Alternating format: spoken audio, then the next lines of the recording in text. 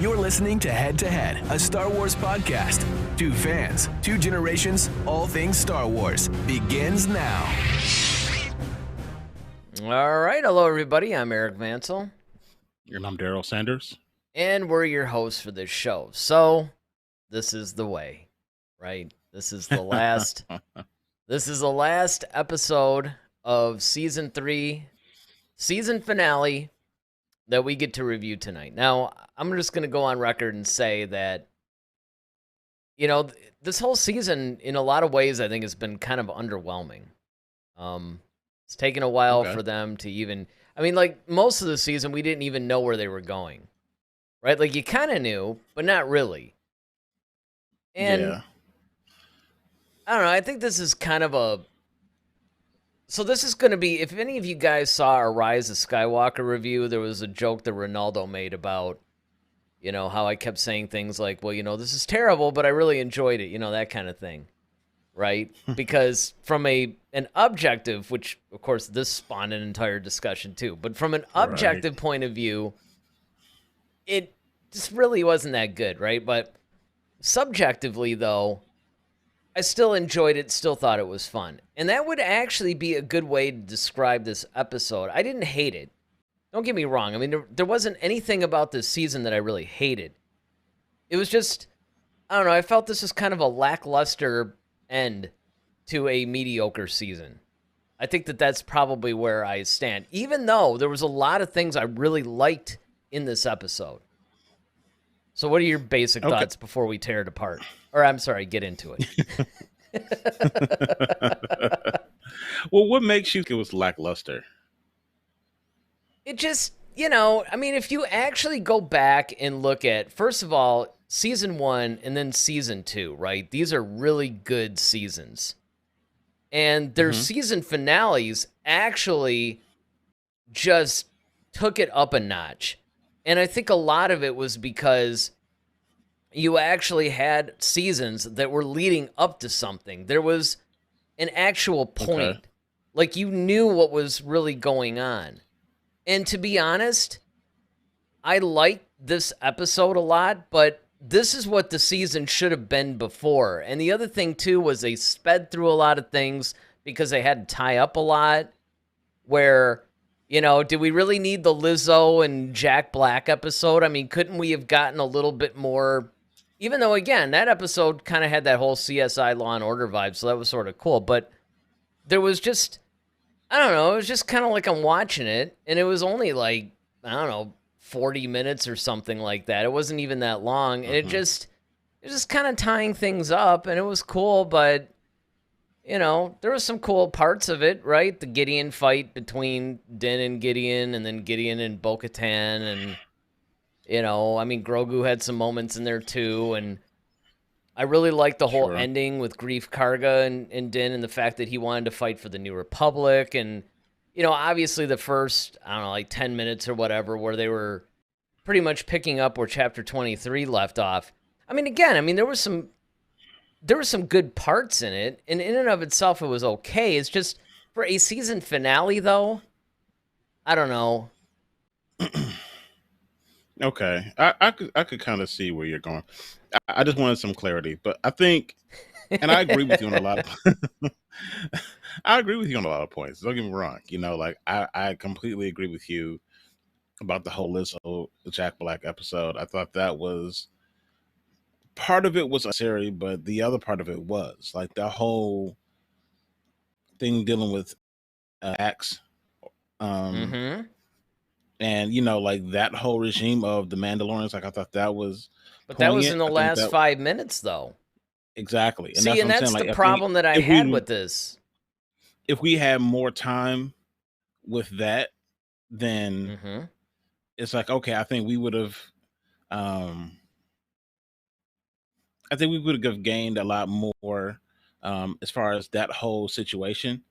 And we could have gotten into some media issues with that instead of, like you said, the CSI aspect of, you know, Mando and, you know, bo-katan kind of trying to solve this mystery case or whatever. That was cool, but like you said, that could have been towards like the beginning of the season. It's not closer to the end where we're trying to get to the meat of the matter. So I think I agree with you. I think they tried some things in this season that was a little different for what we've seen thus far with the Mandalorian. And I get it. Sometimes you just got to try stuff, right? Mm-hmm. Um, namely the whole Dr. Pershing aspect, like, because that kind of segued away from, and that was like kind of like a 2 episode arc where they kind of dealt with that, and it had almost like nothing to do with the Mandalorian. It was kind of Right. its own thing. And so while it was cool and I was really invested in it, I thought it was, and it played into the overall story of it. And don't get me wrong. And so I would have, in some ways, I would have, instead of that Jack Black episode, if they went back to that, I would have been fine. Because I'm okay with them doing like 2 different um stories, or have a main story and a sub story within the same season. Like, I'm okay with that. That's fine. Mm-hmm. But make it all the way through if you're gonna do that. Well, I Don't think what you're pointing drop it out, in. right? Yeah. Yeah, because what it is that this season spent so much, I guess, time, right? Yeah. It spent a lot of time just meandering. Like there would be points, because again, I remember even in I don't know, it was like 2 or 3 shows ago that we were sitting there going, we really don't know what this season is about yet, and we're Mhm. like 5 or 6 episodes into an 8-season. I mean, it was or 8 episode or whatever. Episodes, yeah. Yeah, and I mean, it was just meandering, right? They would just go off on all these tangents, and they would, like you said, sometimes they would stick to the main story, because what it should have been was a really concentration on what they left off from season 2. Like, this should be about the retaking of Mandalore and the reuniting of the Mandalorians, which they did start to deal with in, maybe the last 2 or 3 episodes. And like you said, having an A story and B story. So if you did like, okay, the Mandalorians they're working towards reunification, and then you also had this Dr. Pershing thing, which was sort of the cloning and a lot of the other things that were happening, which is also And filling dealing in. with Gideon. Yes, and that's it. Yeah. See, It's supporting the Gideon storyline, and then if you had them Right. converge in a season finale, because we haven't seen Dr. Pershing since that episode. Yeah. We don't know what happened to him, and I mean, I guess that's another mystery for another season. But Well, yeah, you know what I think it is? I think that maybe the whole cloning thing at the end with all the Gideon clones, I think that was supposed to be like a connection. You're supposed to go, oh, yeah, right, okay. That's sort of how it ties in, but it doesn't.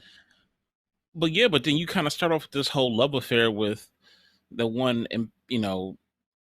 former Imperial chick, and then you got Pershing, and then he's getting tortured.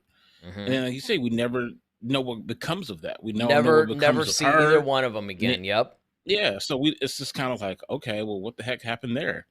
And it was cool. Now, see, even in that story, like if they would have shown that, okay, we eventually did get to see that she was working with Gideon, which we all kind of figured she was anyway. Right. But and then of course that's when we got the whole Captain Paleon and Hux and everything like that. So it's like, oh, okay, like cool, like now we're getting into some of the meat of the matter, and this is probably like a episode 6, somewhere around there, if I'm not mistaken.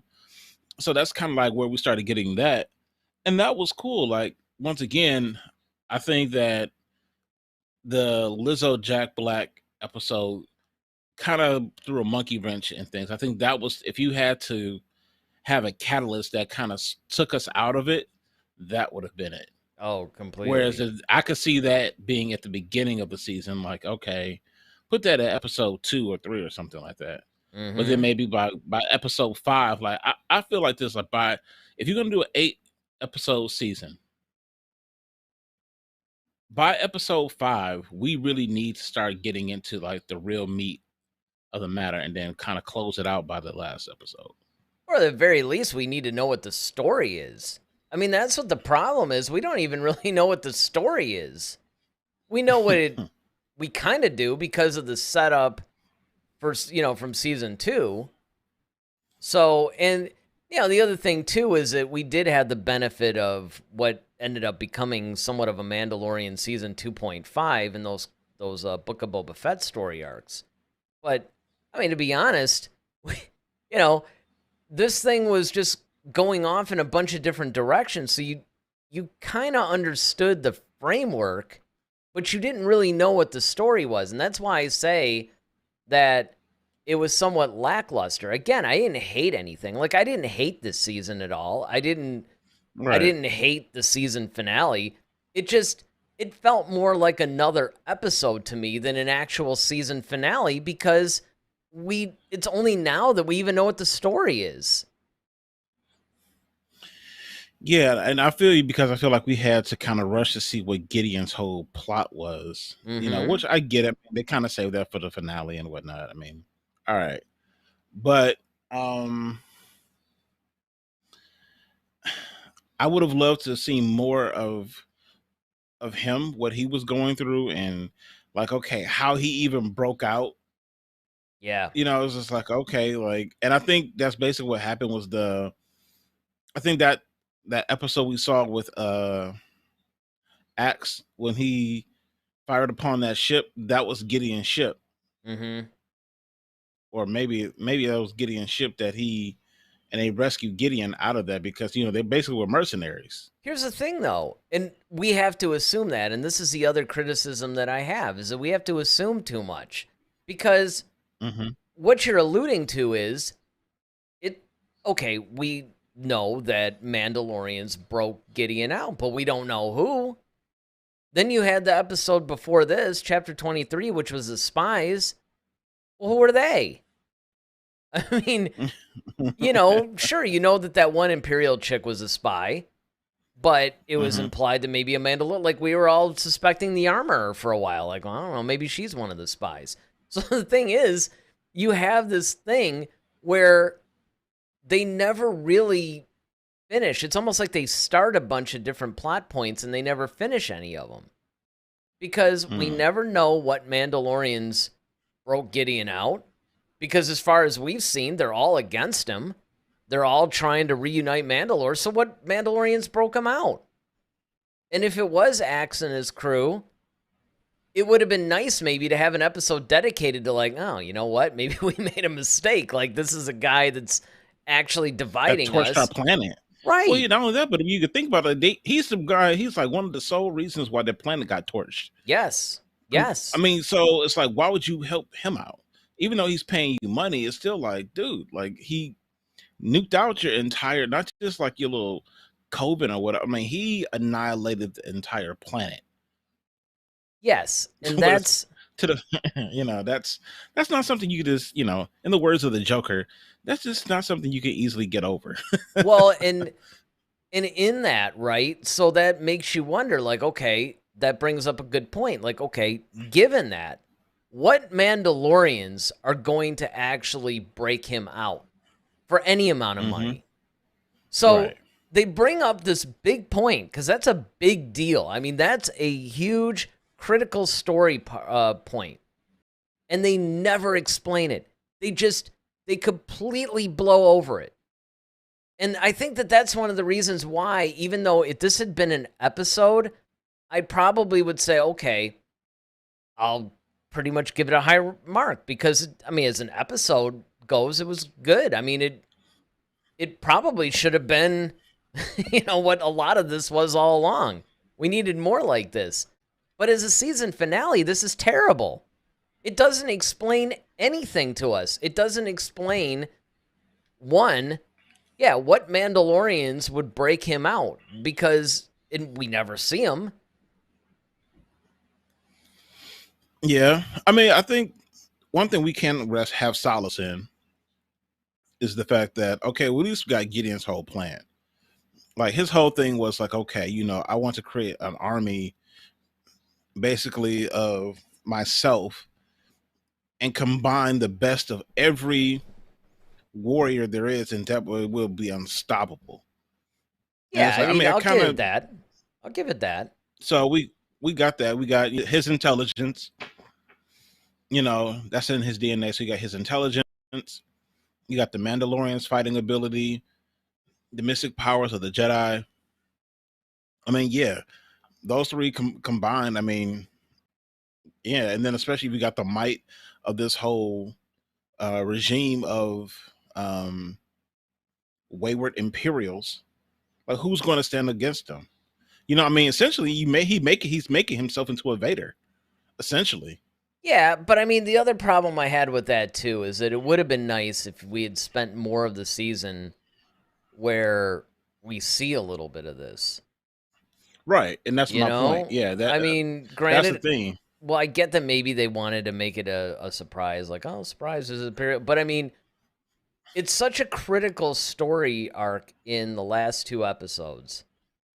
And again, it just meanders around for the first, for the first like 3 or 4 episodes. We really don't even know what the whole season's going to be about. I mean, we know individual plot points, but we don't really know, like, okay, what is this season addressing?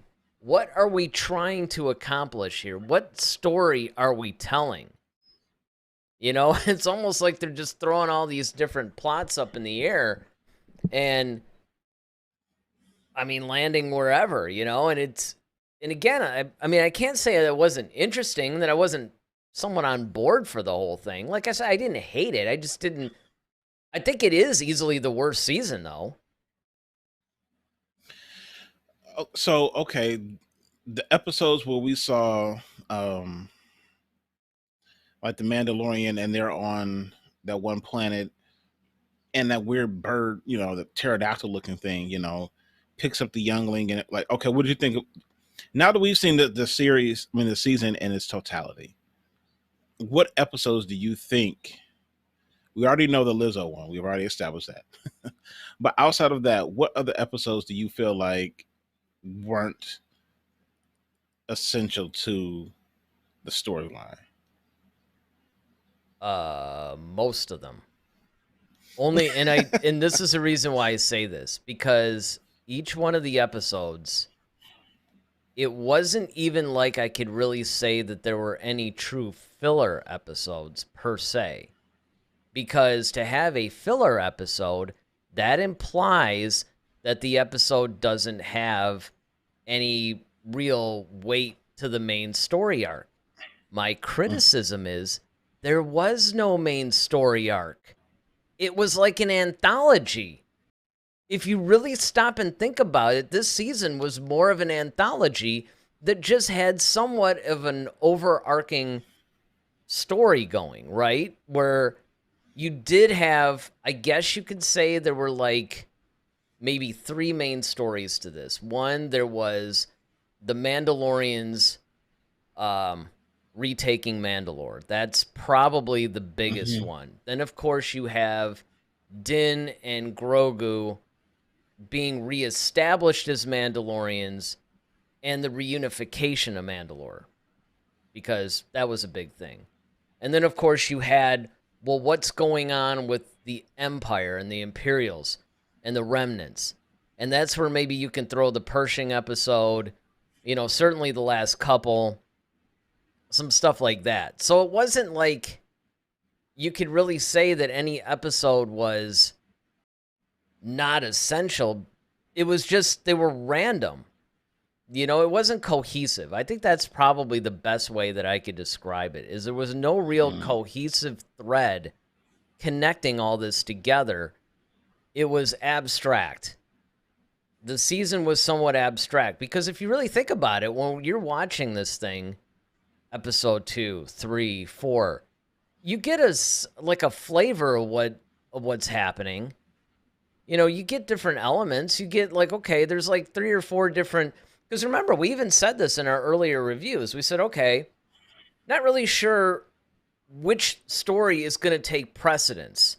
There's like 3 or 4 different things they could do here. There's 3 or 4 different ways they can go. Because you also had the whole, and that was another thing that popped up, which, I mean, I thought was cool, where Grogu ends up, in a way, I guess, communicating with the Mythosaur and waking him up. Although, I kind of thought he was just going to bust out of the water, and surprise, Mythosaur really is there, and it wasn't a vision. But they didn't do that. It's almost like that's implying that maybe that's going to be a season 4 thing. I don't know. But I guess it just my real big criticism here is it lacks direction. Maybe that's it. Okay. Okay. So, and I'll agree with that. I think you're right on that. That it did lack direction in a lot of different areas. However, I think that they were on to something. They just did once again kind of fell into the whole, unfortunately, the new way of Star Wars now, where they had a good idea. It was just the execution of it wasn't really tight, And it's what I would say is, like, I think they were onto something with the whole split thing of Dr. Pershing and um, that whole uh, story, and then you have Mando trying to get Grogu um, acclimated to the whole way of living, as a Mandalorian. Of course, he had to go purify himself, so later it's Lake Minnetonka, and like he's okay. So we kind of have that whole thing, but I and this is why I say, like, when you're creating this kind of suffered the Batman problem, and by Batman I mean, um, see, whenever they did Batman movies where it was okay, if you had two villains, generally you were okay. Mm-hmm. But if you start trying to bring in too many characters, now the story becomes disheveled because there's not enough time to flush everything out. I think that's what happened with this. I think that's what happened with this particular season. They brought in a lot of elements that were cool, that were good, but I think they could have been saved for either you're going to have to elongate this season to maybe 10 to 12 episodes so then you could fully flush those things out, or you're going to have to make everything tight and concise and then save some of those things for maybe another season. And I think Yeah. they just tried to fit too much into it, and then that led to the derailing of the direction, like you were saying, of this particular season. No, it's a good way of putting it, because what they ended up doing was they tried to Andor this thing. Because if you look at Andor, there was a lot of that going on too. Hmm. But it was moving towards something. And then you got the payoff. This wasn't really, I mean, it sort of was, but it wasn't. It was moving toward a bunch of different things. And I think, like you said, because that was one of the things that I said when I was watching the finale, was I'm like, if there was another 1 or 2 episodes after this, I think that they would really be onto something. Because if you really look at it, man, they had to tie up a lot of stuff quickly. Right. And I also find it crazy that this episode was only like, I don't know, 37 minutes or something. It's like it's the finale. The last episode was like 53. And that's what I was hoping, because what it ended up doing was it forced everybody to just basically tie everything up really, really fast. Like, it was really brutal. This was literally the rise of Skywalker or the Mandalorian. It was really I knew you were fast going to go paced. there. They were We're just, going there. they were just moving through everything really quick without a whole lot of time to breathe on it. And that's not to say that I didn't enjoy the episode. I just wish it hadn't been the season finale, though. I like the R5D4 thing. I like the fact they finally gave him a jetpack. Thought that was cool.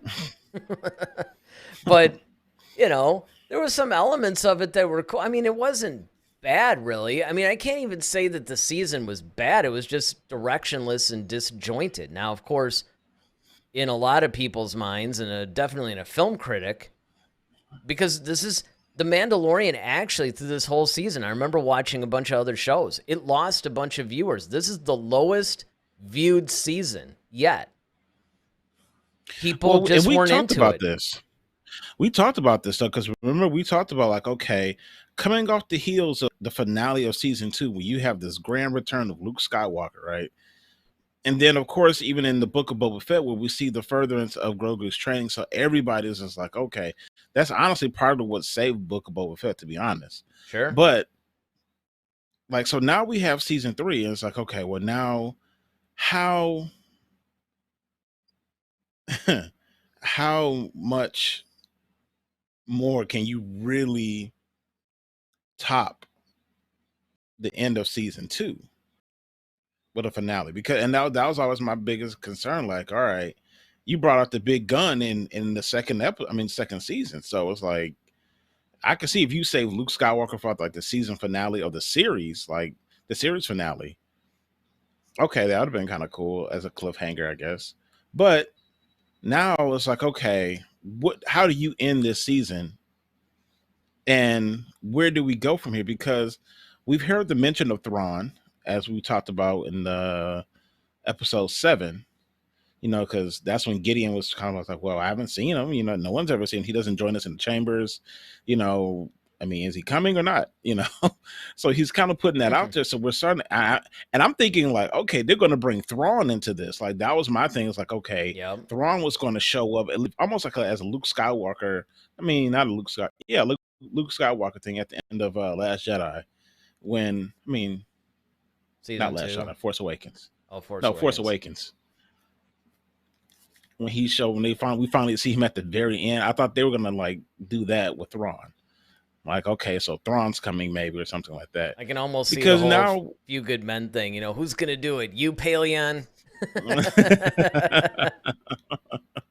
Right. And so like now we have to basically assume that, Gideon's dead, so it's like, okay, well now what? Like, so now coming up, if you have a season 4, which they will. All right, well, yeah, so who's going to be the one? Well, I think the Ahsoka series is really going to provide the direction there. But you asked the question, and this is interesting. You said, well, what could they have done to make this season? First of all, there's a couple of things I want to point out. Number one, not every season finale has to be some crazy, insane thing, right? If you just do a good story.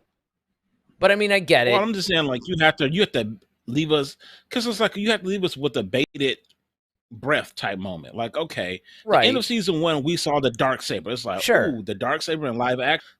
That wasn't a big, but it was a big reveal, though. It was. Yeah, it was. The heck? Yeah, right? The Luke Skywalker season thing, 2. That was another one.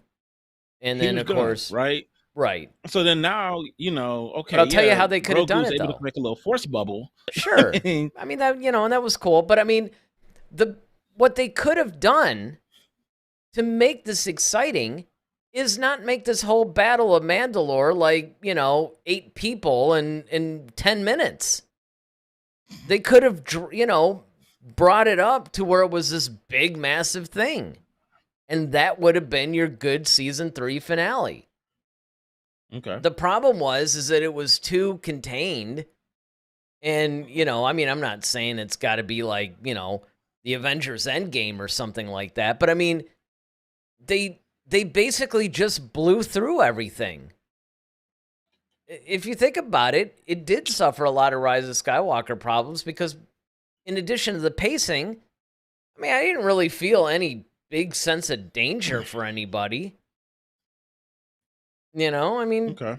There was a couple of people that got picked off, but they were mowing through the Imperials pretty easily. If you had actually had an emotional thing to where you basically built up to the end of the episode, this is the big Battle of Mandalore. Because if you think about it, they had been threatening that since the middle of season 2. Yeah, we're going to take Mandalore, and, the Empire basically has stomped out the Mandalorians and all this stuff. I mean, they did more of a Battle of Mandalore thing in the Clone Wars. I mean, if you think about the story arc in the Clone Wars, that thing went like practically a season of build-up.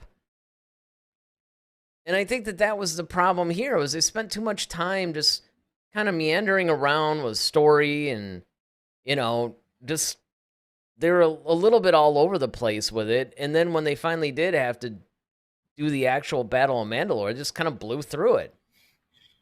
I'm not saying it wasn't good. It was just, it wasn't that epic thing, It was too quick. It was too rushed. It didn't have enough gravitas to it. Right. Yeah, exactly. Okay. I could see that. So with that, like, so for example, when and the sense of danger, the gravitas, I believe, what you're referring to, is almost like the situation that we had with, I think his name is like Blue, like the big guy, when they had got locked doors and he kind of sacrificed himself. Like that had weight to it because Sure. now you got like everybody trapped. Bo-Katan's like, okay, I got to make an executive decision as a leader. Am I going to try to save this one this one of us, or do I get everybody else out and we kind of have to regroup and find another way to defeat this force? And I think that's probably more what you're looking for, that whole moment of where it's like very um climatic, like takes you on that, like holding your breath. I hope they got to make it out, or are they going to make it out Yeah, well, that now, or are brings they up going a to make good it out point. as season 2? I mean season 4. Well, it's kind of like you said, right? I mean, we got more of that in the episode before the finale. Right.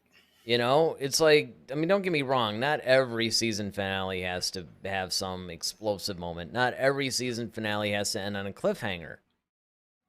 All I'm saying is, if you're going to do a season that's leading up to, yeah, this is the Battle of Mandalore, I want it to be more than 10 minutes. I want it to be a little harder. I'm not saying there weren't individual challenges. I mean, Din certainly had, Hmm.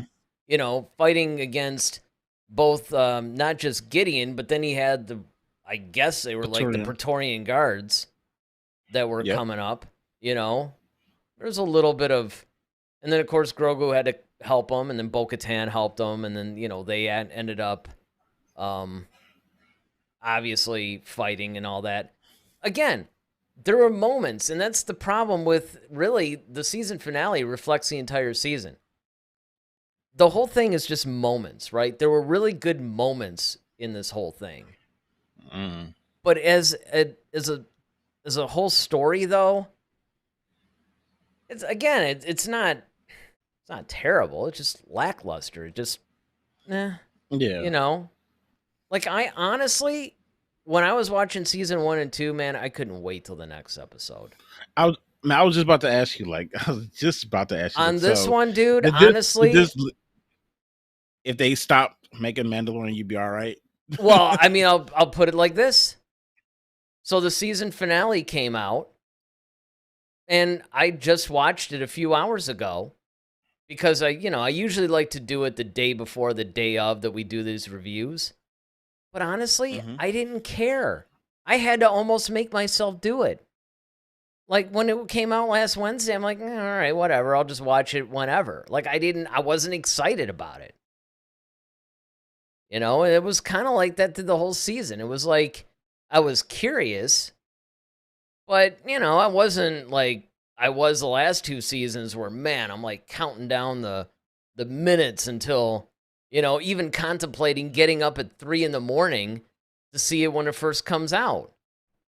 It just wasn't that kind of Hmm. season. It was like whatever. I mean, the story wasn't bad. It's like you said, and like we've said throughout all of Disney Star Wars, the execution just is not the best. Do you think that it could suffer because maybe the creators, being Filoni and Favreau, might have they may be spread a little too thin? Because right now, we know that from Celebration, they've got movies, that's coming up. And because with at least Filoni, we know him being the creative director of it all. Could that possibly be like a reason as to why this season didn't get maybe his best? Because he might have his attention pulled in too many different directions. It's possible. I mean, of course, look, season 3 has been written and even shot for like over a year.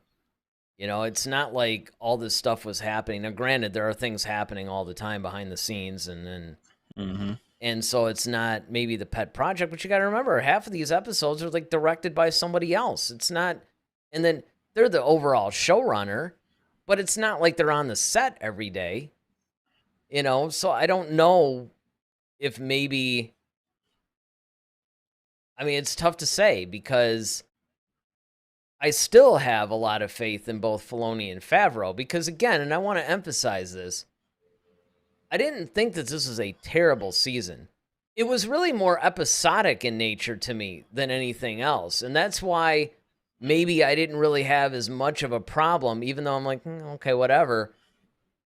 I looked at it more as a bunch of contained episodes that maybe had sort of a story thread going through them. Whereas season 1 and 2 was definitely like series, right?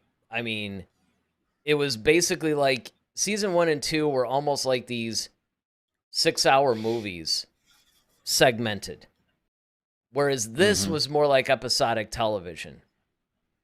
You know, you can, even some of the ones where they left you a little bit hanging, like there was a little bit of a cliffhanger, it was satisfying enough that you were more or less going, I wonder what's going to happen next week. But you weren't like, losing sleep over it or anything like that. So, okay, so we've talked about, and we'll probably, what about this episode specifically? Things you didn't like, and then let's talk about the things that we did like about this episode. Well, I mean, the things that I didn't like were maybe the pacing of it. I thought that things resolved a little too quickly and neatly, and that there wasn't just as much. Like, I can't say there was a complete absence of danger, obviously, but it just didn't feel like there was that much of a challenge or something. I don't know. It was a little too easy. But really, I mean, there wasn't a whole lot else that I didn't like. I mean, overall I liked the episode. I just didn't like it as a season finale. It was kind of like, how sometimes we would look at one of these movies and say, you know what? It was a good movie. I just don't know if it was a good Star Wars movie. That's what we used to say about The Last Jedi. It was a good movie, but I just don't know if it was a good Star Wars movie. And that's kind of how I feel about this episode. It was a good episode, in my opinion, but I don't think it was a good season finale, though. I mean, I liked the battles. I liked, the whole Grogu-Din relationship.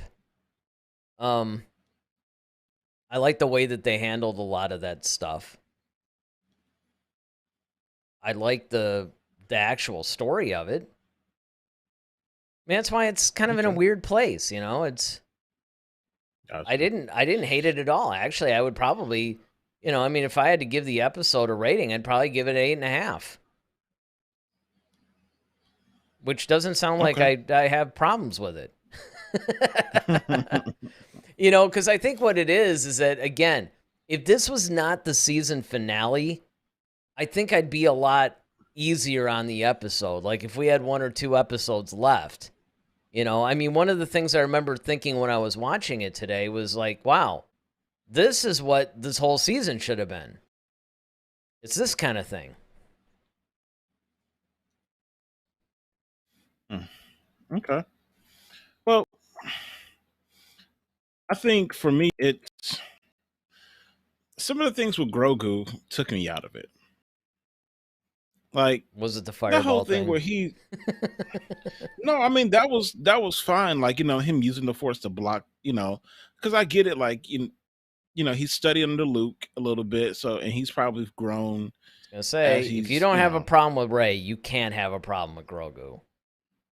No, I mean I don't have a problem with Grogu, especially since his species kind of has almost like a natural affinity. Yeah, exactly, for the Force. It's kind of like it kind of comes to them a little bit easier because of their race. No, the problem I had with it was just like, okay, like he's running on a little beam, and he's just like the animation of it. It was just kind of child. It was kiddish. Yeah, I mean, I get it. What is he gonna do? But it just seems like, who was it? There was somebody. Well, there was somebody like Jeremy Johns pointed it out in his review because he hasn't watched it yet, and he's like, I'm not really looking forward to it because everything that I've seen so far has been stupid. And that was one of the things. He was like, and somebody famous had talked about it, where it was like they're throwing this puppet around, and it's so obviously a puppet. It's like, Yeah. that's, I think, the biggest problem is that, and again, I mean, it's not like this episode felt claustrophobic. Actually, a lot of cases, I mean, I hate to bring it up, especially because some fans get sensitive about this, but it kind of had a Star Trek-ish vibe to it, actually, in a lot of ways, as far as the set designs and all that goes. But I didn't feel the way that earlier Mandalorian stuff, it was cool, but it suffered in a little bit with the whole volume limitations, where it all feels like it's on this big soundstage, which is the big issue with Obi-Wan, actually. Obi-Wan, as a series, felt cheap. Like, it felt like a TV show. Whereas you go on the flip side of it, Andor feels like a movie. And they spent the money. And so, in Season 3 of The Mandalorian, I kind of felt a lot of that. Like, I felt better locations and more of a wide... Like, it felt like it was taking place in more places, It felt more world viewish, I guess, if that's a word.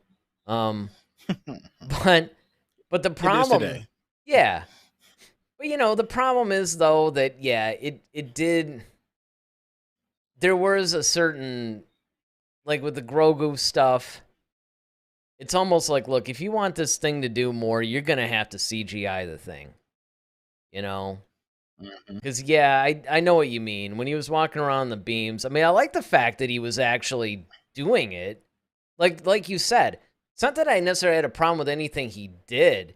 It was more how it was depicted that maybe was a little like, I don't know. It's like, I don't know. I mean, that's why I was saying, I my whole intent tonight is not to dump on this episode at all. It's just, but, it is a season finale, and hey, they put it out there, so. Right. It is subject to critique. Well, what else? Was there anything else about Grogu that bugged you particularly, except like that scene? No, I mean, like I said, him just doing it just looked like you said, like it looks like a puppet, like someone just throwing this little puppet around. It just looks ridiculous to me. While I get it conceptually, it's almost kind of, but like when they did it with Yoda, it didn't feel that way. And maybe because Yoda's actually bigger, he's full grown for their species. Maybe that's why. But this thing is probably like the size, Or Ronaldo's got a comment. Let me see if I can put this up. Yeah, he says, "Hey everyone, overall a good final episode. I like the season overall, but I like it less than 1 and 2." So Ronaldo, you're probably joining us a little later and didn't get to hear us fully dump on this. But overall though, I don't disagree with what he says. I probably just feel that a little stronger, right? That I like the episode.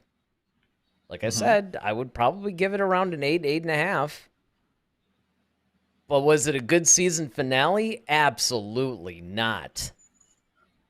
And, did I like it less than 1 and 2? Yes, I did like it less than 1 and 2. I would say that the season, while I liked a lot of the individual episodes, and even the episodes I didn't like, I found a lot in them that I did like. So overall, it wasn't like I hated the series, but it was lackluster. It was disjointed. It didn't really have a cohesive story, and I just didn't feel, even though I felt that this chapter 24 was a good episode, it just wasn't a good season finale. Yeah, I'll just say the other thing that kind of took me out of things. Yeah, this is actually a good discussion. Like, what actually took us out of... Because that's something that we don't... We'll bring this up sometimes when we do the films, and we might talk about it every once in a while with whatever series we're reviewing. But I don't think we ever actually sat and said, hey, let's talk about the things that took us out of the episode. Oh, Doug actually has a comment. Uh-oh. Oh, yeah, I got to see this. He almost rarely comments. In fact, I was looking at this strange, like, icon going, what is that? So the Mandos seem to go from flying once in a while to flying all the time, even up to a spaceship. Hell, even the stormtroopers were flying. And that's I mean, there you go. Ronaldo says, I think it had a story, but it was going all over the place and not moving the main focus. And that's exactly what we were saying earlier in the show, is that you didn't even know what this season was about until maybe the last 3 episodes, because they were just seeding different things out there. You know, it was kind of like, based on season 2, you knew what it probably should be about. They gave you hints and echoes of that, but they were just sort of all over the place. Every episode just kind of seemed to do its own thing. Like I said, it was more episodic than serial. And because of that, although I don't necessarily think that this is a terrible episode, and it was enjoyable to watch, it was an awful season finale. But yes, let's talk about some things that, and you guys they're chatting in. If there's anything that took you out of the episode with Doug, we know, Mandalorians go from flying once in a while to suddenly they're in the air all the time. Stormtroopers are flying. Everybody's flying. Even Gideon makes his own armor, and now he's flying too. So, well, yeah, I mean, I get it. I can understand why the stormtroopers and Gideon will be flying, because they probably perfected a little bit more of the technology in a way, and they probably have more resources. The Mandos, though, I agree with Doug, though. Like the fact that this guy is like the Rocketeer all of a sudden. Like, okay, he's going from a cave, he's going into the stratosphere and flying into a spaceship. Like, okay, does this thing come with pressurized? Like, that's exactly. That was the first thing I thought when he was all like, well, I'm about to fly out of the atmosphere. I'm like, how? You basically had this thing, like when they put the helmet on, there's no sound of like a vacuum being created or any of that.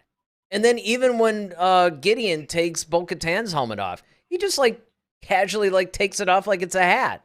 And now I'm supposed to expect that you could use this thing to fly into space?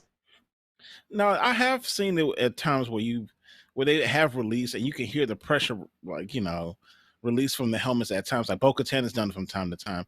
So I guess it could happen, but I'm just saying, and once again, it's science fantasy, not fiction. So I can't necessarily apply the Star Trek method to this, because when you're dealing with space, it's like you kind of have to suspend some things with Star Wars that you can't really do with Star Trek. But the one thing that really bothered me, this is what really took me out of it, was like, okay, they're having this giant, like, atmospheric battle. And everyone's shooting. And here comes the armorer with like a wrench and some pliers or something, like, right. And she's just like hitting people. And she's chucking at people. Like, come on now. Like, really? Doug really? says, Rocketeer, yes. You like that comment? Yeah, I know. I thought the same thing when I saw that too. And she's the only one that's doing like hand-to-hand aerial combat or something. Like a wrench. Yeah, it's just like, it's not even a sword. I mean, at least bo-katan's got a dark saber. I mean, like, that's threatening enough. At least it's a sword and it's kind of a lightsaber, but she's got, a pipe and, she's the armorer, like, man. You fight with what you use what you know, I guess, right? But that makes even less sense, because you're the armorer. You create armor. You create weapons. Why don't you have weapons? Why are you fighting with a wrench and some pliers? This is stupid. This is absolutely dumb. That took me completely out of it. Maybe it was one of those things where it's like, man, you know what? I meant to grab the weapon. I kind of forgot. Wait a minute. I still had this wrench, and I got a pair of pliers on me. I can make this mechanic work instead of the armor. Yes, and it's kind of like, you know what? I can make this work. I could do something with this. I know, it's so stupid. Ronaldo says, one thing that took me out is that Gideon's plan is something we've been making theories and debating about, and it was all resolved pretty quick, like it was nothing. And that's exactly that's been my point this entire time. For the other hour that you guys weren't watching yet. I'm just saying, right? I mean, you basically have a situation where for a couple of seasons, we've been leading up to this whole thing, like you said, that we've all been debating about. And it just, again, it was anticlimactic. It was just resolved really quick. And I mean, I guess from a certain point of view, there goes that phrase again, you could say, okay, there was a payoff. I'm trying to make an army of me's that combine the best of everything, and including Force sensitive. I mean, the other thing that was kind of funny to me too was that slight temper tantrum that Gideon kind of had, where it wasn't even Like, they take their first breath, like, oh please. Yeah, it's kind of like, well, you killed my whole army before they were able to take their first breath.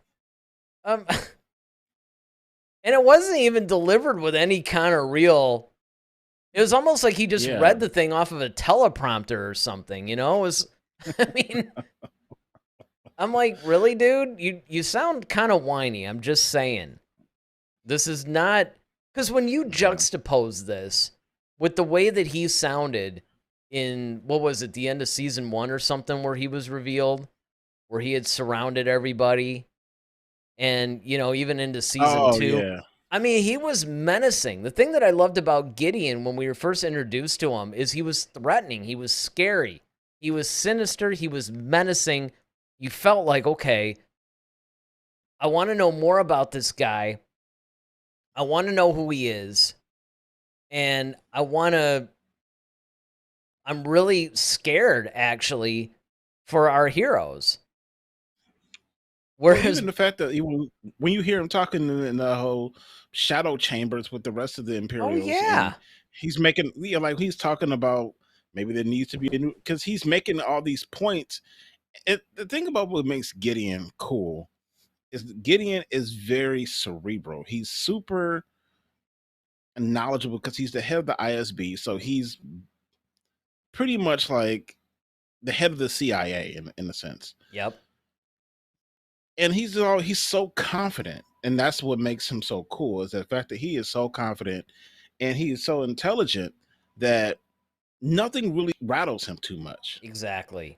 It's just like, so to see him kind of go to the point where he's like almost like you killed his children or something like that.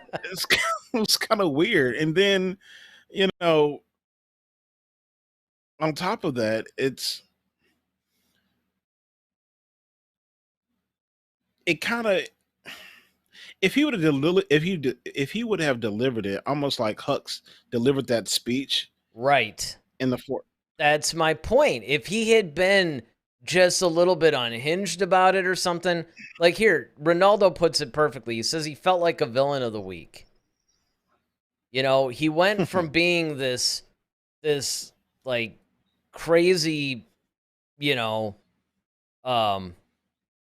hierarchy type villain to like he's the big boss, right? You got to go through your other lesser villains or something to get to this guy. But when they get to this guy, it's gonna get real, and it's gonna get very, very real very quickly. Let me put it like that. And it wasn't. I mean, honestly, the whole battle at the end of season 2, where they had to battle Gideon a little bit and then get through his what are those, like Death Troopers? Is that what they call them? Dark Troopers, yeah. Dark Troopers.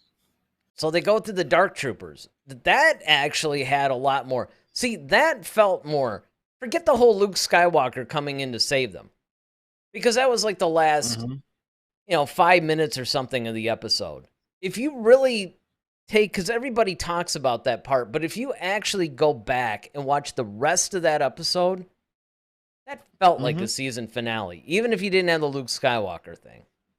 Well, yeah, even Din versus Gideon the first time, like, sure.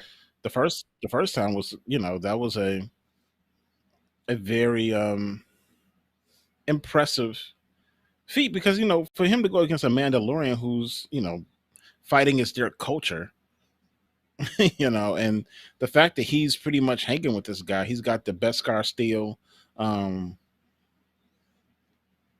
pole or whatever that he had, like spear that he had, and then Gideon's got the dark saber, and they're just going at it with each other, and it became very challenging, even when Din had to go against that one dark trooper, and it almost killed him. Yeah, that But felt more real. that's to what me. I'm saying. It felt more real. Now, here's the other thing to look at too. I mean, if we are going to talk about a few things that we did actually like, don't get me wrong. I don't want to abandon the what took us out of it because there's just so much. But so just put a bookmark there. Actually, what I did like though that relates to that is the fact that they finally have Din. Because if you look at the way he's fighting in this episode, this is more worthy of the Mandalorian, right? Because if you remember in season 1 especially, he was getting the crap kicked out of him like every time. To where you're just like, well, how strong is this guy really? Because it seems like he can't beat anybody. He would have his moments, but then, and I think they were just trying to make him more realistic or whatever, but in this episode especially, really you could say that the entire season, but really in this episode, it was like, okay, now, this is what I'm talking about. Yeah, when you see the Mandalorian, you're thinking of basically John Wick with armor. That's essentially what you're thinking about. Yes. And so you really don't get that from him Not until at all. this season, this episode. And I think it's because he's been around a lot more Mandalorians, and they've probably been training, and doing stuff, off camera. Maybe that's he hasn't had anyone formidable to really challenge him like that per se. But now he's got this whole coven of Mandalorians around him that he's kind of have to, it's show true. and prove. He can't wuss out when you got, all these other guys. It's like, okay, dude, we might have to rethink your membership. Maybe you have to go back to being an honorary youngling or something. I mean, A foundling, yeah. Yeah, foundling. Yeah, youngling. I'm going Jedi on it. So we got a couple of things. We got Peter Griffin says, hello, head to head. All right. What's going on? Probably not his real name. That's what I'm thinking anyway. Ronaldo says the fight scenes were cool. I did like bo-katan's arc overall. Yeah, I mean, now that's another good thing that we can point out that was that's good. A good point out. Yes. Her arc was actually good. I think the way they handled her character through the entire season actually was good. In fact, I would dare say that she was probably one of the highlights of the season. Yeah. Katie Sackhoff paid off. Katie Payoff, right? Right. I was wondering how they were going to get around the whole darksaber thing. And I like the way that Mando kind of outsmarted everybody by he's like, well, I was captured. My weapon was like, she rescued me. She killed it. Doesn't that make her worthy? And it's kind of like, well, all right. Yeah. From a technicality standpoint, yes, it does. So, yep, here you go. And I think we all kind of were expecting them to have to fight over it. Well, kind of. But if you remember correctly, both of us were tearing that moment when we actually reviewed that episode. Yeah, don't get me wrong. I think we all, that's what I'm saying. Like, I think we all wanted to see that happen. We all wanted to see, like, who would win between Bo-Katan and Din, but at least it was kind of a sensible way if you want to, it's kind of one on technicality. But overall, though, I like the way they've shown her kind of reestablish herself back into her own culture. Since we met her, she's kind of been like, Mandalore is dead. This is kind of what we have to do. And then now she's starting to believe in her own culture again by seeing the mythosaur and everything like that. That was really cool. And she's seeing her culture. Yes. Yeah. Like, she's seeing a lot of stuff and being able to, like, okay, you know what? And then, of course, when they went into that underground cave and she saw, like, no, there's life under here. Like, so Mandalore can be, she believed that Mandalore could be saved. Well, So even I in really this like that episode, aspect. she was all blown away, like, wow, you guys got a garden in here? They're like, no, this is, Yeah, stuff actually grows here. I mean, go figure, right? So Peter Griffin comments in again, he says, Din doesn't fight to kill. He's a bounty hunter and would rather take them in alive. I mean, he will kill when he has to, though. And that's a good point, too, actually, because hmm he does have that, I don't know, it's almost like a Batman kind of a vibe, right? Where it's like he's not necessarily out to kill. He's trying to bring them in alive, be the bounty hunter. Obviously, I mean, unless the bounty calls for it, you probably would get more money if you bring him in alive. But, he does also have that whole, I could bring you in warm or I could bring you in cold or whatever that he said back in the first season, which I still one of the greatest lines. So that was cool. Yeah, I think that was, and that's what kind of made him very menacing and threatening. Mm-hmm. It's because he has that whole like Clint Eastwood tone to his voice. Well, and I think You that's what know? they were going for, was a Clint Eastwood. Yeah, sure. In fact, yeah, the whole definitely. thing was supposed to be, what do they A call it? It was Western almost anyway. like the spaghetti Western, the Sergio, crap, I keep forgetting the guy's last name. But it was like the Man with No Name trilogy, basically. They were trying to go after that vibe. Ronaldo says, and I like that both Dins live together in peace. Yeah, that was cool. I did enjoy that whole little ending thing, even though it kind of came out of nowhere. And then Peter Griffin says, oh, I love that line. He's talking about the bring him in warm, bring him in cold. Yeah, that was still, I think, probably one of the best lines of the franchise, hands down. But yeah, and he sounded like Boba Fett actually when he said it. yeah, Like he's worth a lot to me. Like they almost had that same kind of delivery, that same gruff in their voice, that same kind of pacing and delivery. So, yeah, I think that in this, yes, he does kind of have the Batman thing where he's like, I don't want to kill you, but I will it if necessary. Some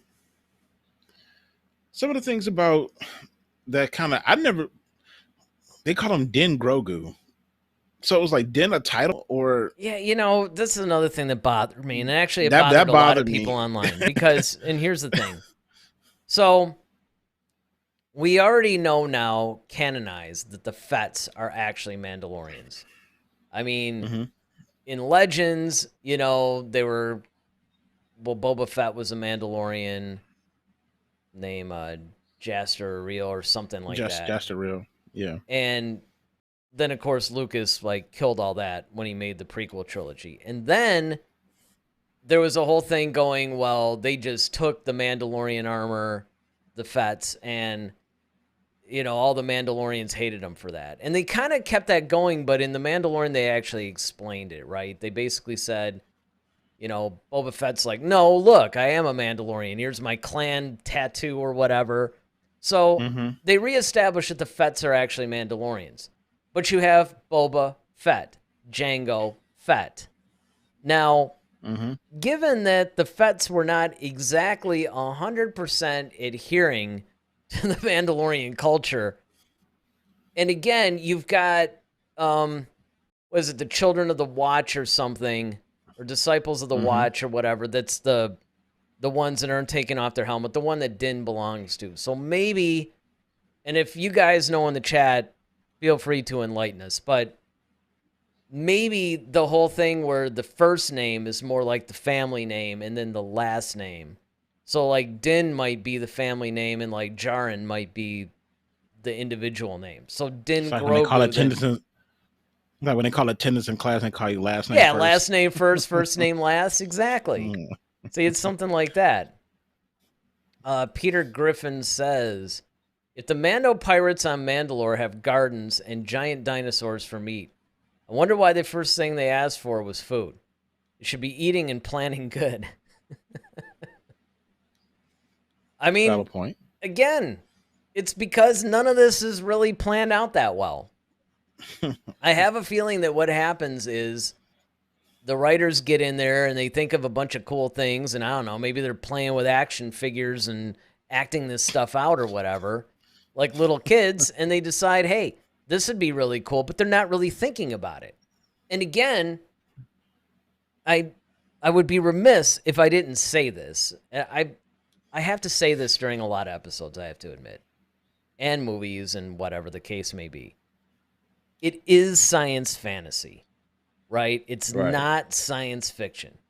You brought it up a little earlier, like Star Trek. With Star Trek and other science fiction movies, you do have to adhere a little bit more to science, a little bit more to logic. You have to pay more attention to the details and more the micro. Whereas with fantasy is more the broad strokes and the macro, and it's really more about themes than it is about plot details. That said, though, within your own universe, though, you should be, you can't just leave all this stuff unexplained. And you should be somewhat consistent and have a little bit of continuity. I mean, Star Wars fans have the hardest job in the universe because we have to have enough knowledge of the franchise to be able to make excuses for all the stupid things that the writers and the filmmakers or whatever actually do. So Peter Griffin's got a couple of more here. Let's get to those. It seemed to be the planet Din was from. Probably an Eastern culture planet where the last name is first. That's actually a good point, too. That could be, because we don't know. He goes on to say, I wonder if we will ever learn who saved Din. I take it his mentor was also a Din. That could be. Would be crazy if Din is a prince and doesn't even know it. That's season 4. Yeah, right? It's like you just spoiled the plot of season 4, But again, Right. These are all really good points, though, because it's true. They really haven't filled in, and I really didn't think about it until you brought this up.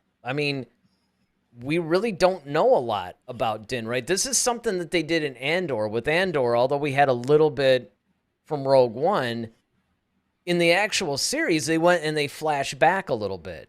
Yeah, here's how Andor was saved. Here was Andor's background. This is sort of why he is the way he is.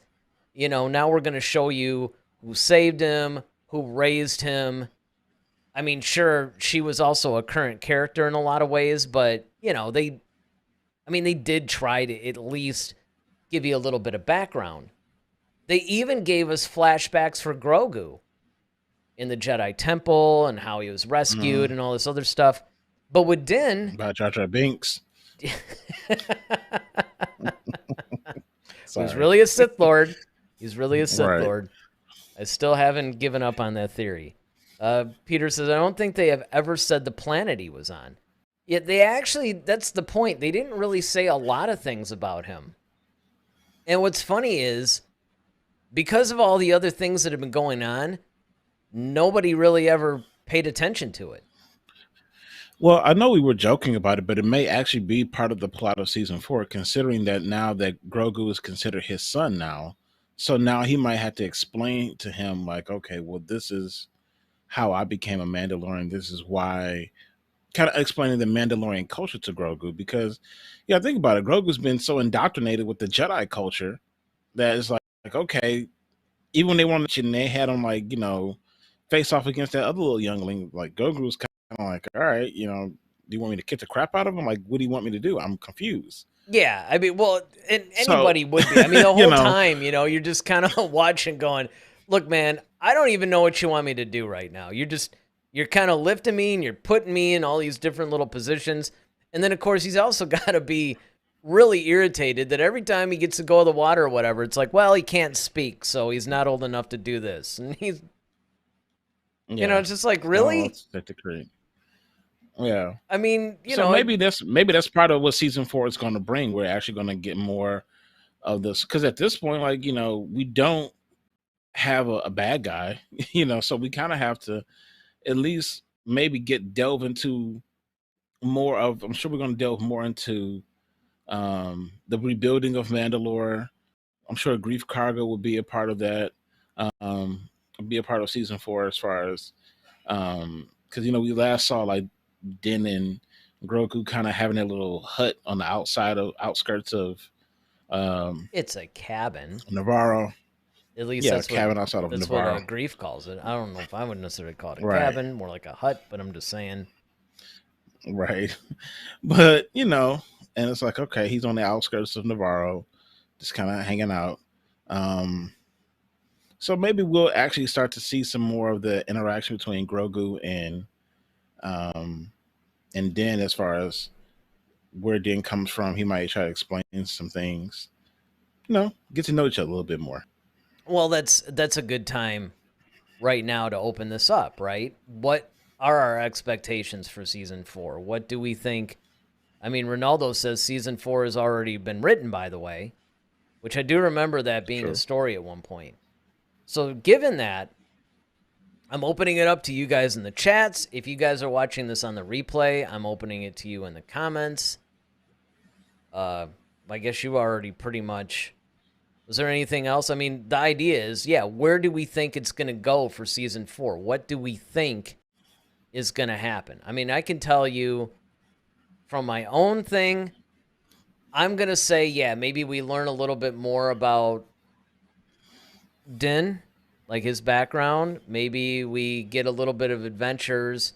Because remember, now that Gina Carano's been fired, and the Cara Dune character doesn't seem to be recast because they just said, she's off doing whatever.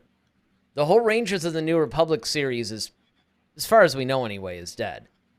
So maybe that whole little thing at the end where he's like, hey, on a case-by-case basis, I'll take jobs for the New Republic or whatever.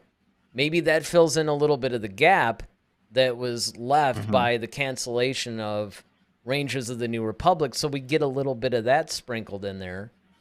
But I truly hesitate, to be honest, because I really think it's going to be Ahsoka that's going to drive what season 4 is about. I think that things that are seeded out in Ahsoka and things that are happening is really what's going to inform us more about season 4.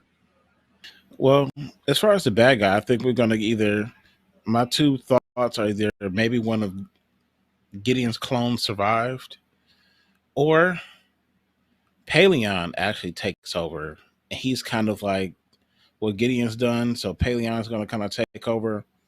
So you don't see Thrawn making the appearance then and being the ultimate bad guy in The Mandalorian too? Not in The Mandalorian. I think he's going to be more focused on the Ahsoka series. But I think maybe he may make an appearance. Maybe he says, hey, Paleon, you go take care of this or whatever. I have other matters to attend to or something like that. So, you know. I got to go grieve over my clones. Yeah. They didn't even have a chance to take their first breath, everybody. That's going to be a line I'm going to say that forever now. I'm going to basically talk about, it's going to be my thing. All right, let me get to some of these chats. Peter Griffin says, in the second half of Ahsoka will be the same time as Mandalorian, so Thrawn will be coming. He goes on to say, I want Ezra to meet Grogu. That would be interesting. That would actually be really intriguing. We'll talk more about that in a second. Ronaldo says, I think it'll be better. This wasn't great, but they'll take the criticism, make something better. I trust in Jon Favreau's writing. And then he goes on to jump ahead a little bit and says, I'll give this season. He's talking about the whole season. Ronaldo, you also got to tell us the episode, man. You got to give us the rating of the episode, then we'll do the rating of the season. So you give the season a 7.5 out of 10. You're a generous man. But that's actually a cool idea where Ezra maybe picks up. Because remember, when Ahsoka first talked to him and said, oh, by the way, his name is Grogu and all this other stuff, we assumed that Ahsoka was going to maybe take on the mantle of training. And then, of course, we got that whole Luke Skywalker drop in the finale. But it would actually be kind of... Well, let's put it this way. It would make sense if Ezra maybe crossed over a little bit and dealt a little bit with Grogu. And who knows? Maybe an episode or two of Ahsoka, much like in the Book of Boba Fett, maybe that becomes season 3.5 for The Mandalorian. Maybe we get a couple of Mandalorian-centric episodes in Ahsoka. I don't think so, but it could happen. Yeah, the only thing is,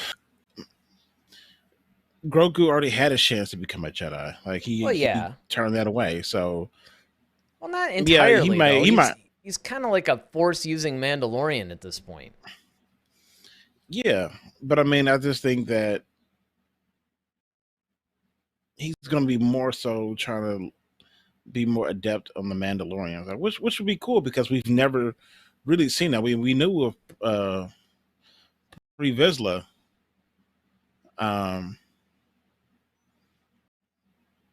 being the first Mandalorian on the Jedi Council, but we've never seen anyone, because that would have been just cool to see just a Mandalorian sitting on the Jedi.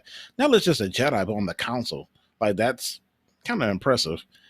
So that would have been cool.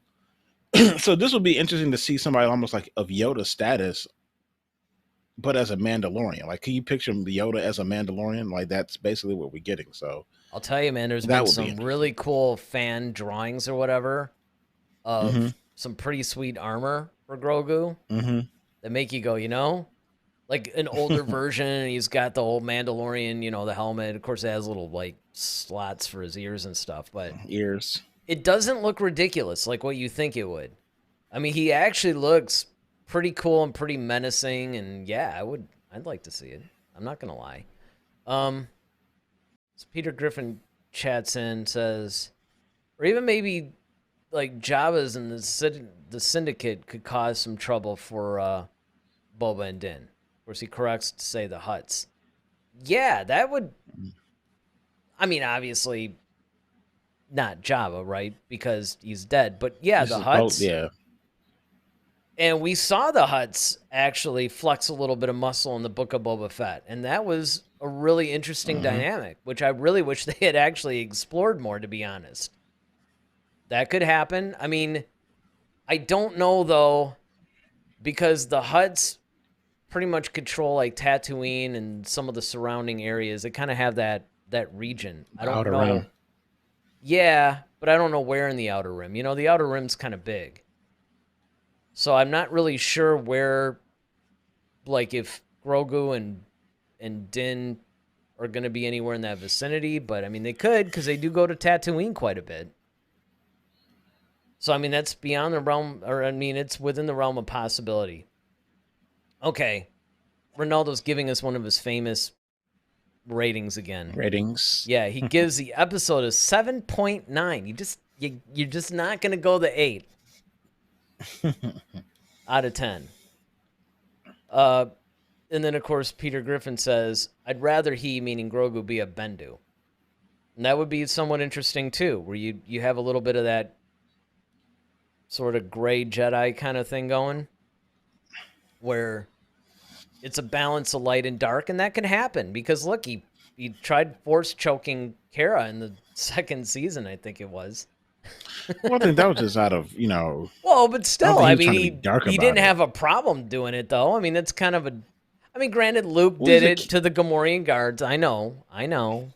And he was too young. And he's a kid. And all kids are evil. I know. That's true. So it's kind of like, plus he ate that woman's children every 5 minutes. She wanted to preserve her eggs, and he's popping them in like they're, like Tic Tacs. Yeah, or something. I mean, that was so funny, but so dark. Peter says, Din is a contractor for the New Republic. Season 4 will be hunting down the warlords by one. Well, I kind of messed that up. One by one, we've seen talking to Moff. There's all kinds of things they can go to, because don't forget, you also have that whole thing where they open the door for that, like, Imperial re-education thing, right? Where it's like, okay, y'all want to be citizens, cool. Now you got to live in this area and do this whole, almost conversion thing. And we saw that besides who we lovingly call the Imperial chick, reporting to Gideon But it seemed like there was more going on, though. Like, it wasn't just her. It seemed like that there was some sort of a network of Imperials that were almost acting like moles, that they weren't quite what they appeared. They could explore that a lot more, too, in the next season. Yeah, man, there's a lot of possibilities. Oh. But what would you give this? What would you give the episode? The season. Oh, yeah, you're right. The season. Well, okay, so I'll firmly give the episode an 8.5. I'll make that command decision, right? I was like, well, 8.5, right? So, I mean, I'll give it an 8.5. That's the episode. The season, I'll give the season, I'm going between 6.5 and 7. I'll probably give it a 7 because there was enough stuff that I thought was good and that I liked. It was episodic. It seemed like it was not very focused, that it was meandering, and that it was just sort of all over the place, and it took them a while to really rein in the story. But at the same time, I thought that with the exception of a few moments, because even if you look at the Lizzo Jack Black episode, I mean, Christopher Lloyd's performance was fantastic. There was a lot of, the whole CSI vibe thing was cool. I just don't know. You know, it's like, look, you only got eight episodes and you got this story to tell. This is a nice diversion, but, you know, maybe give us the actual story. So, yeah, I'll just say episode 8.5, season 7. Okay, I'm going to go 7 for the season, 8 for the episode. All right, so pretty close. Same on the season. Little bit different on the episode. Episode. Yeah. But, you know, overall, again, and Ronaldo, I referenced this earlier, it's kind of like my Rise of Skywalker thing. You know, it was terrible, but I enjoyed it. You know that. But it was a disjointed season. I think that it could have been better. I think the story was cool. But overall, it was enjoyable. I'm looking forward to season 4. So, again, though, it's not about us. It's about you guys. We saw, obviously, what everybody thought in the chats. Ronaldo says, still hating on episode 9. I'm not hating on episode 9. But if you guys missed our hating on episode 9 review, you know, you want to know what Ronaldo's talking about, it was quite a lively episode. Ronaldo says, hate is not the Jedi way, Eric. That's why he's wearing all black today. That's why I'm wearing all black. Sith Lord, right? I mean, look, Star Wars is bringing out the Sith Lord in me. I'm just saying. But if you guys did miss our whole What is Star Wars series, where, you know, we spent the first episode where we talked about what makes Star Wars what it is. There's like a whole series. If you look at the playlist, we did a whole playlist on it. We did an episode basically breaking down what makes Star Wars, and then we reviewed every single one of the movies. We did this whole in-depth analysis and review. The Rise of Skywalker one was fun. We were very animated. I was very angry during that review. I remember even yelling a couple of times. It was epic. It was fun. So, you guys aren't going to want to miss that. Now, Monday, what are we doing? Because we're done with the films. Talking to Wars, of course. No, we got a lot of things. There's a lot of news that's come up, and a lot of things that we could definitely get into. Doug said, Eric, did you figure out what you were supposed to do at 4 o'clock? I had this thing where I was supposed to leave work at 4 today, and I couldn't figure out why. I was asking everybody in the shop, like, does anybody know why I'm supposed to leave at 4? Yes, Doug. Yes, I did. I figured out what I was supposed to do. It was a meeting with the company that does our company's website, meaning Chromatin. So that mystery has thankfully been solved. You're right. We did actually have a lot of news and a lot of things we can go through because you know what's coming. Mm-hmm. Daryl is very excited, by the way. No, I'm not. To actually... Stop lying to these people, Eric. Stop lying to these people, Eric. Daryl is not excited to actually begin our season 2 review of Visions. If you guys missed our season 1 review of Visions, you can also go back and check it out. That's also entertaining because Daryl really didn't like the show at all. And I kind of did, so it really made for some interesting discussion. But all that said, go back, watch a lot of our past episodes. They're a lot of fun. We hope you guys will join us Monday. Friday, yeah, I think Visions comes out on, I know it's May 4th. That's a Thursday, I believe. Yeah, so we'll be able to do it next Friday. Episode 1 of Visions, Season 2. Let's go. You're going to love it. Yes, alcohol will be present, ladies and gentlemen. Yeah, I'm sure. Yeah, exactly. Daryl might be a little, let's see. Ronaldo says, I hope Daryl uses a black Sith cloak for the review. He's not going to need it. You'll be able to tell. You could be wearing all white. You're going to know. God gave me my own. That's right. You're going to, yep, exactly. He's got the skin. We're good. built-in melatonin Sith Lord right here. That's right. Ronaldo says, with the Sith eyes and everything. Well, I had to get high for that, but yeah, anyway. Exactly. Well, you said alcohol is going to be involved, so little alcohol, whatever gets you through the episode. Right. We're good. So hopefully you guys will join us next Friday when we do that. Monday we're going to cover some of the news and some of the stories that have come up because there's a lot of stuff going in the Star Wars universe. So, with that, oh, don't forget to hit the like and subscribe button. I almost forgot to bring that up today. But now, with that, I'm Eric Vansel. I'm Daryl Sanders. May the Force be with you. Always. Head to Head, a Star Wars podcast. Be sure to follow us on Twitter @HeadToHeadSW. Submit your questions for our next show. Visit our official website at headtoheadswpodcast.com. Until next time, may the Force be with you, always.